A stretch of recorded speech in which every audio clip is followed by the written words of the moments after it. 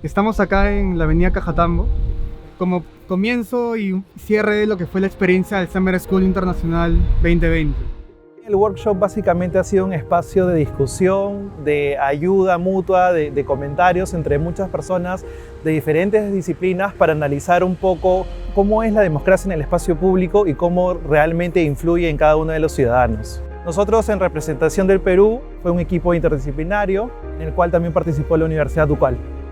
Y todos nos hemos dado cuenta del potencial y el valor que tienen espacios como este, que tienen mucha memoria colectiva, memoria que viene desde personas que viven acá como Rosita Ríos.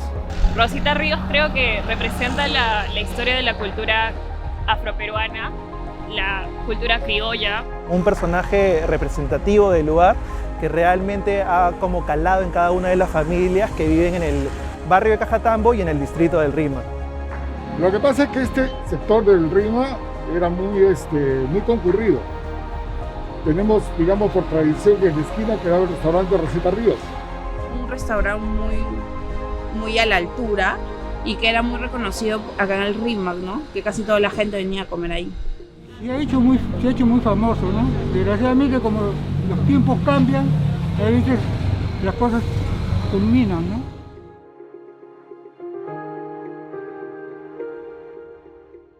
La vía Cajatambo, la avenida Cajatambo, era una cuadra donde la vereda era casi como 2-3 metros.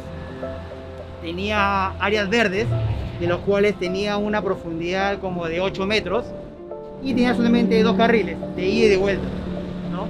Hay más espacio para lo que son los transportes público, privado, pero la idea es que han cambiado toda la imagen de lo que era Cajatambo.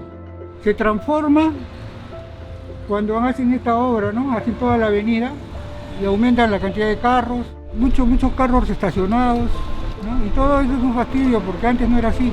Fuimos la última generación que pudo disfrutar de este lugar.